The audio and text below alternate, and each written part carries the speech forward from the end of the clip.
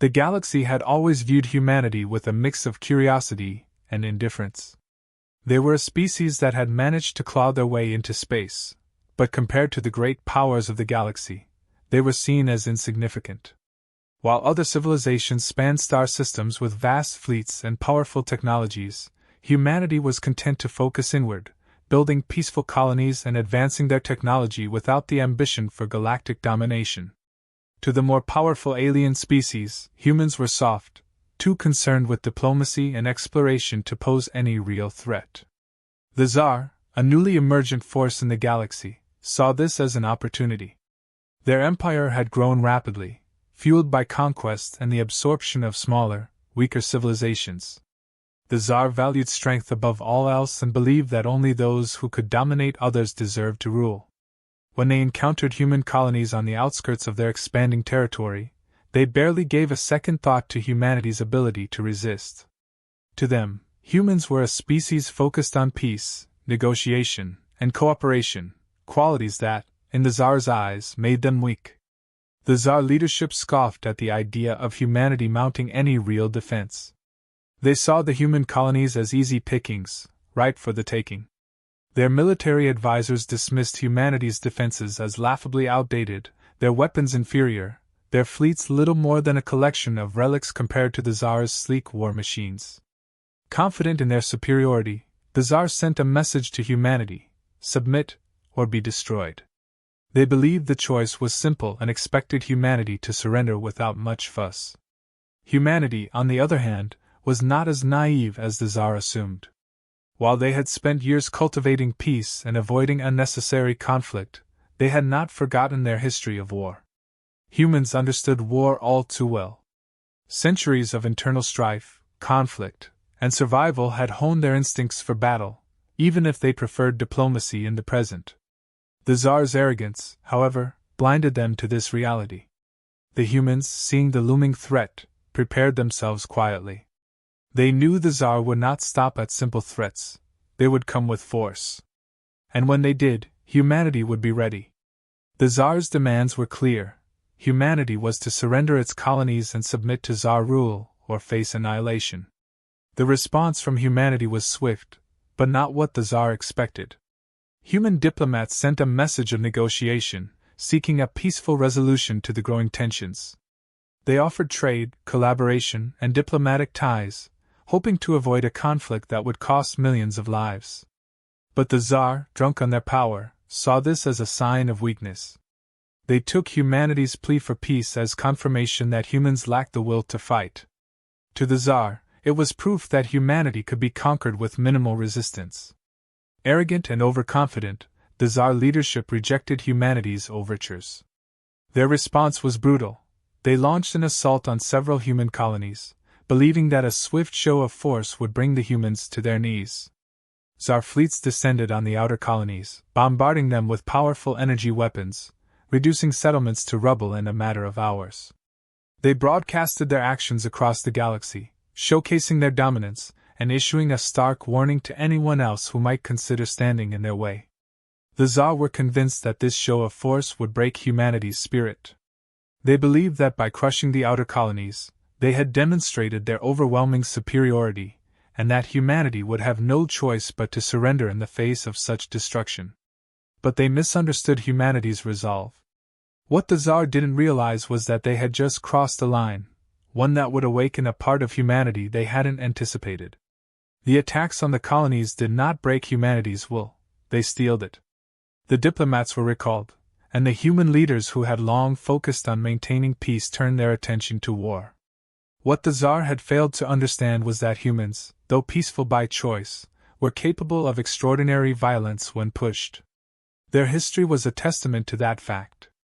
While humanity had chosen peace for generations, their capacity for war had not disappeared. It had simply been dormant, waiting for a moment when it would be necessary once more.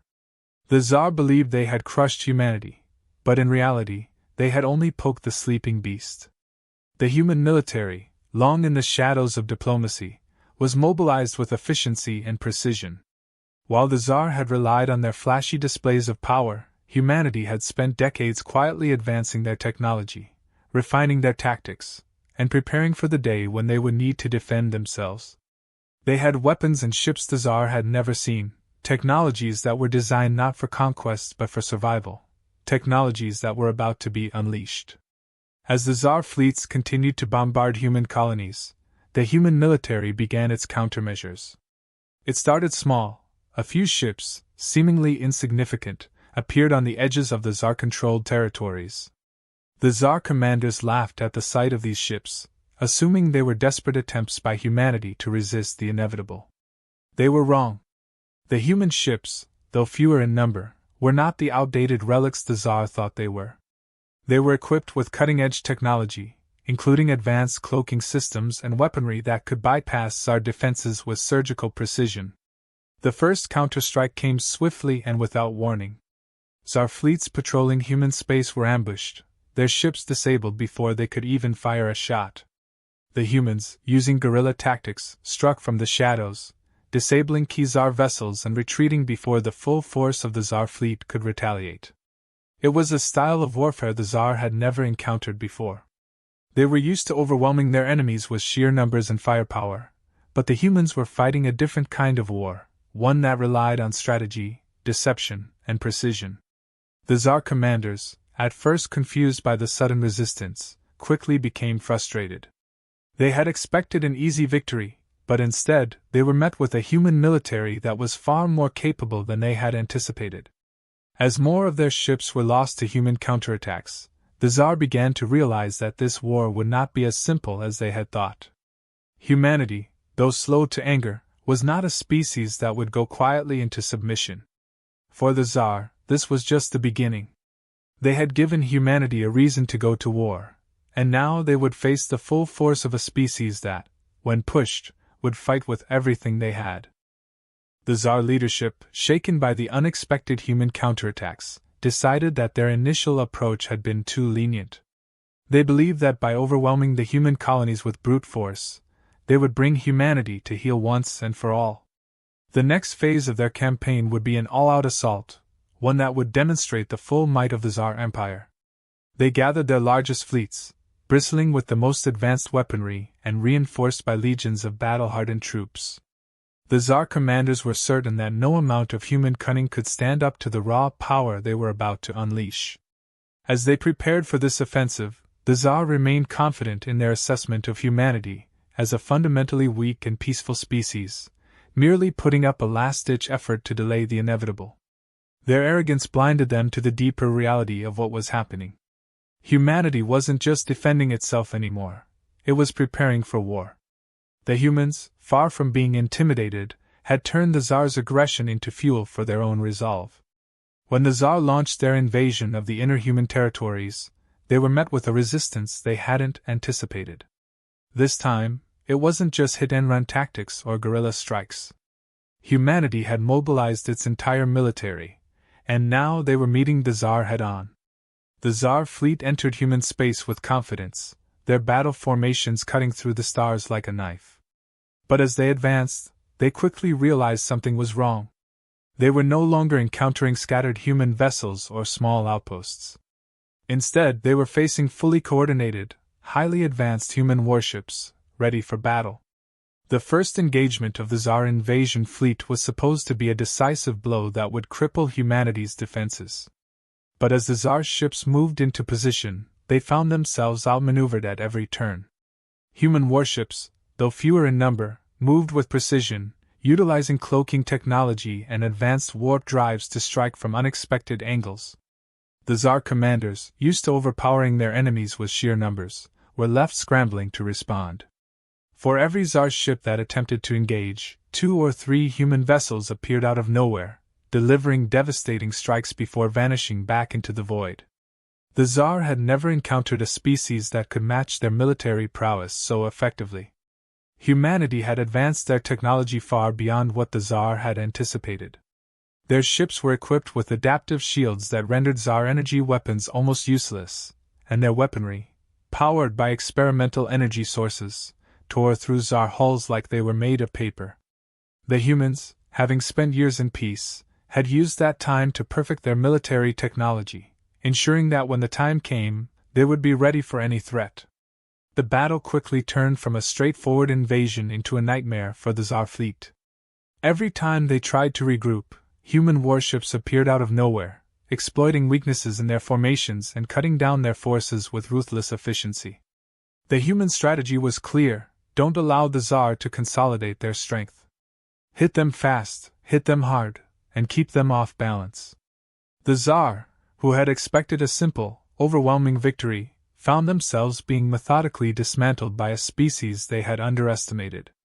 The Tsar commanders, desperate to regain control of the situation, ordered their remaining forces to fall back and regroup. But humanity wasn't about to give them that chance. As the Tsar's ships attempted to retreat, human fleets pursued them relentlessly, harassing their ships and cutting off their escape routes. In one brutal engagement, a Tsar battlecruiser was caught between two human dreadnoughts, its shields overwhelmed by concentrated fire from human photon cannons. The ship was obliterated in seconds, its wreckage drifting aimlessly through the battlefield as a grim reminder of what the Tsar were up against. In the midst of the chaos, the Tsar leadership struggled to comprehend how humanity had turned the tide so quickly. They had assumed that humans lacked the stomach for a prolonged conflict, that their resolve would crumble once the fighting intensified. But instead, humanity had adapted to the war with frightening speed. Their soldiers fought with a ferocity and determination that the Tsar hadn't anticipated, and their commanders exhibited a level of tactical brilliance that far surpassed the Tsar's expectations. The Tsar had been prepared for a species that would fold under pressure, but what they faced instead was a species that grew stronger with every battle. As the war raged on, the Tsar found themselves increasingly outmatched. Their ships, once the pride of their empire, were being picked apart by human forces that seemed to anticipate their every move. Every attempt to strike back was met with a counterattack that left the Tsar fleets in ruins. Their frustration grew, and with it, a creeping sense of fear. The Tsar had always believed themselves to be the ultimate military power in the galaxy, but now they were facing a reality they had never considered. Humanity was not just capable of defending itself, it was capable of winning. Humanity's response to the Tsar invasion was not one of desperation or fear, but of cold, calculated precision. The humans had not sought this war, but now that it had come, they were fighting to win. Their fleets were bolstered by experimental weapon systems that the Tsar had no answer for: high-energy particle beams, advanced AI-driven drones, and defense systems that could adapt to incoming threats in real time. The Tsar, who had prided themselves on their technological superiority, found themselves hopelessly outclassed. And it wasn't just the technology that gave humanity the edge. It was their ability to adapt. While the Tsar adhered to rigid military doctrines and inflexible strategies, the humans fought with creativity and innovation. Every battle was a new opportunity to learn, to adjust, to exploit weaknesses. The Tsar, unable to match this level of adaptability, were forced onto the defensive, retreating deeper and deeper into their own territory as humanity pushed them back. The war, which the Tsar had believed would be over in a matter of weeks, dragged on. Human forces, once seen as easy prey, were now the dominant power on the battlefield, driving the Tsar from system after system. The humans, who had been underestimated and mocked, were now the hunters, and the Tsar were running out of places to hide. What had begun as a simple invasion had turned into a disaster for the Tsar. They had given humanity a reason to go to war, and now they were paying the price. Their once great fleets lay in ruins, their territory shrinking with every passing day. And as the human forces continued their advance, one truth became increasingly clear: the Tsar had made a grave mistake in underestimating humanity's capacity for war. The Tsar were now in full retreat. Their once proud fleets, which had terrorized countless civilizations, were scattered and broken, no longer the unstoppable force they had believed themselves to be. Every attempt to regroup was met with a swift, devastating human response. Humanity, once seen as a fragile and peaceful species, had turned the tide of the war completely, and their forces were pressing the advantage with precision and relentlessness. The Tsar leadership, panicked and disorganized, scrambled to make sense of the situation. They had grossly underestimated humanity's capacity for warfare, and now they were paying the price.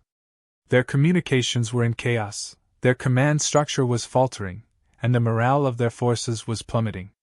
The soldiers who had once marched with arrogance now moved with fear, constantly looking over their shoulders, knowing that the humans could strike at any moment. Despite their desperation, the Tsar refused to surrender. Their pride would not allow it. They believed that if they could just regroup their remaining forces, they might still be able to mount a defense, or at least force humanity to negotiate a ceasefire. But every plan they attempted was undone by the sheer adaptability of the human forces.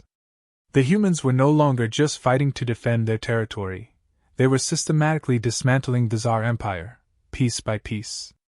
Humanity's war machine, now fully engaged, was unlike anything the Tsar had ever faced. It wasn't just about the advanced technology or the superior tactics, it was about the humans' determination. The Tsar had started this war, but the humans were determined to finish it. Every battle, every skirmish was a lesson learned, and humanity adapted quickly. Their fleets moved like a finely tuned orchestra, each ship complementing the others, using formations and strategies that outwitted the Tsar at every turn. One by one, the Tsar's strongholds fell. The humans didn't rely on sheer brute force, but on precision strikes and surgical operations. They targeted key military installations, command centers, and supply routes, cutting off the Tsar's ability to sustain their war effort. With each loss, the Tsar grew weaker, their forces more scattered and their leadership more desperate.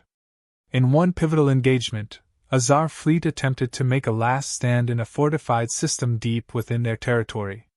They had gathered their remaining warships, hoping to lure the human forces into a trap and deliver a decisive blow that might turn the war in their favor.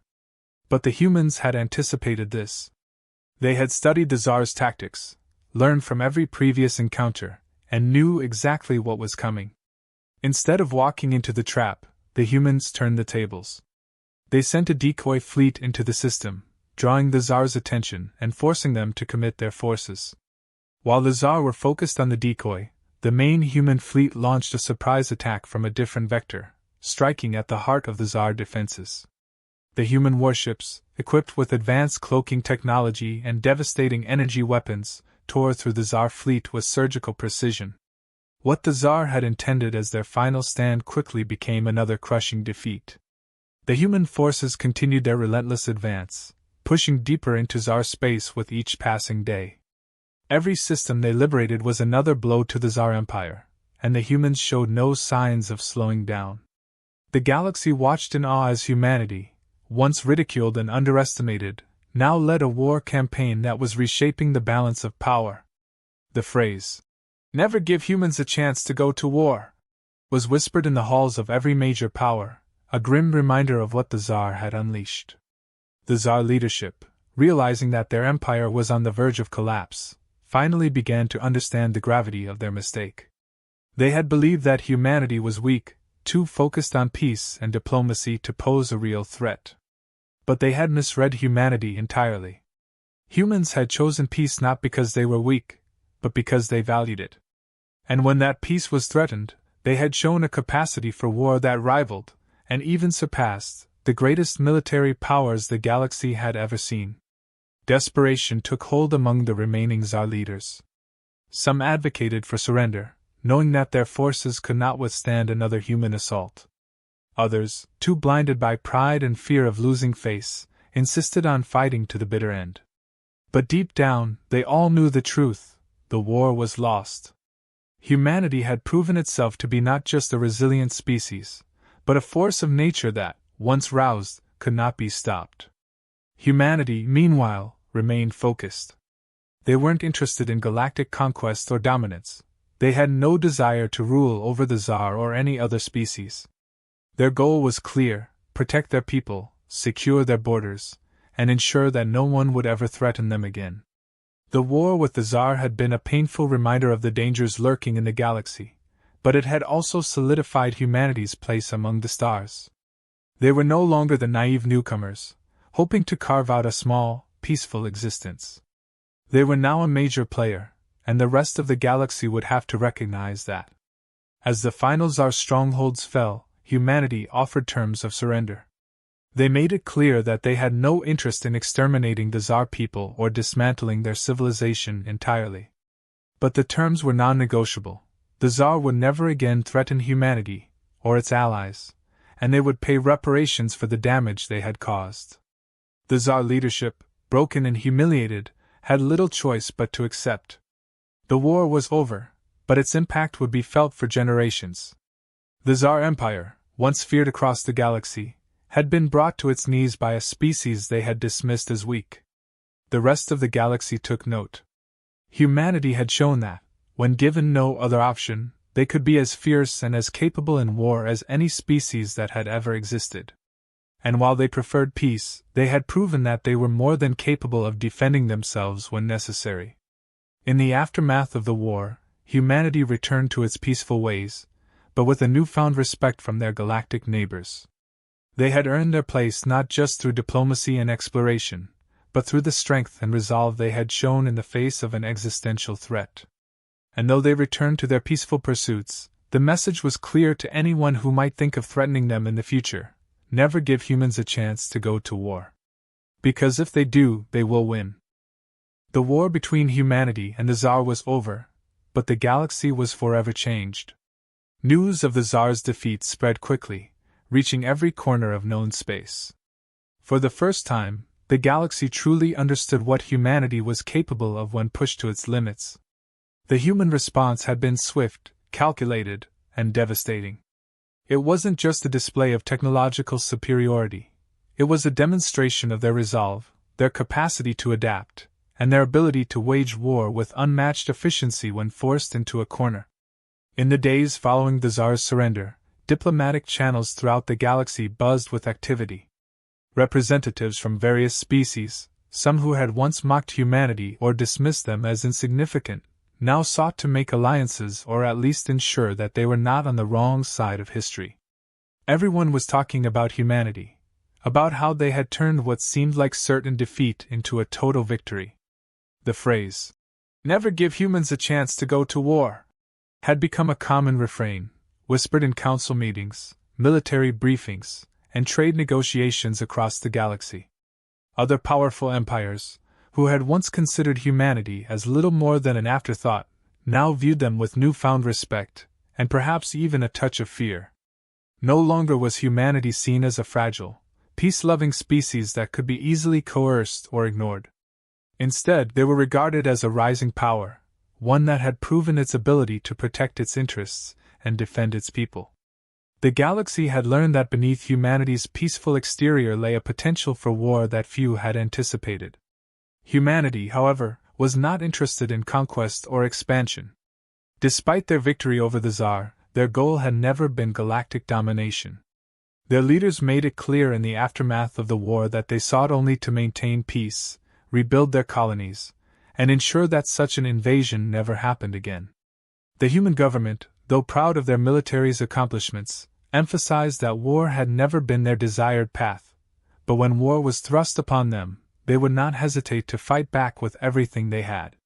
For the Tsar, the consequences were dire. Their empire, once feared and respected across the stars, was in ruins. The loss of their fleets, the destruction of their strongholds, and the humiliation of their surrender had left their society in shambles. Many of their leaders were ousted, and rebellions flared in sectors that had once been firmly under Tsar control. Their people, once proud conquerors, now faced the grim reality of their defeat. The surviving Tsar leadership struggled to hold their empire together, but the fractures caused by their arrogance and failure were too deep. The Tsar's downfall served as a cautionary tale for other aggressive powers. No one had expected the conflict to turn out as it had, least of all the Tsar themselves. Their leadership had believed they could steamroll over humanity without a second thought, assuming that humans lacked both the strength and the will to fight. They had been wrong, fatally wrong. The galaxy watched in silence as the once mighty Tsar crumbled, and in the wreckage of their empire, other species saw a clear message: do not underestimate humanity. But for humanity, the victory was not a time for gloating or celebration. The human government had no interest in turning their military triumph into a tool for intimidation. Instead, they focused on rebuilding their damaged colonies, healing the wounds caused by the war, and ensuring that their people could return to the peaceful lives they had once enjoyed. The war had been a necessary evil, but now that it was over, humanity was eager to move forward, to return to exploration, diplomacy, and peaceful coexistence. In the halls of power, humanity's leaders reflected on the lessons of the war. They had learned that while peace was their preference, they could not afford to be naive about the dangers lurking in the galaxy. They would remain vigilant, ensuring that their defenses were stronger than ever, but they would not seek to impose their will on others. Humanity's strength had been revealed, but their desire for peace remained unwavering. Galactic powers, having witnessed humanity's transformation during the war, quickly adjusted their diplomatic strategies.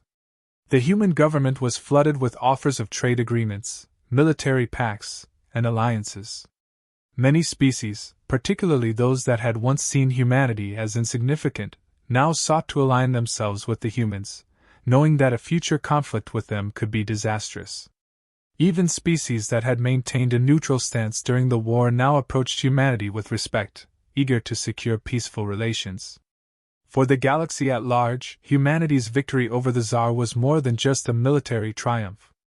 It was a shift in the balance of power, a reminder that even the most seemingly peaceful civilizations could become formidable when threatened. The once dismissed humans had risen to prominence, and their presence on the galactic stage could no longer be ignored. But humanity, as always, remained focused on its core values.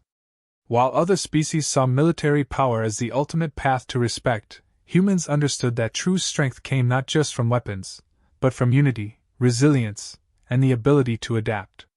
They had fought not for glory, but for survival. And now that they had secured their place in the galaxy, they were determined to ensure that peace would last. The lessons of the war were clear to all. The Tsar had believed that humanity's desire for peace made them weak, but they had failed to understand that it was precisely because humanity valued peace that they fought so fiercely to protect it. The galaxy had seen what happened when humans were given a reason to go to war, and the results had been nothing short of catastrophic for their enemies. Humanity's capacity for conflict, once dismissed, was now a part of the galactic consciousness. As humanity returned to its exploration efforts, scientists, diplomats, and leaders across the galaxy took note of the humans' duality. They were a species capable of great peace, but also of great destruction when forced into conflict. The warning had been sent loud and clear: never give humans a chance to go to war. Because when they do, they will not only defend themselves, they will ensure that those who threaten them are left with no path to victory. In the end, the Tsar had miscalculated, and it had cost them everything. And for the rest of the galaxy, the lesson was simple: never again underestimate humanity's will to survive and their ability to wage war when pushed to the brink. The galaxy had seen the full measure of what humanity was capable of, and from that day forward, they would not be so easily provoked again.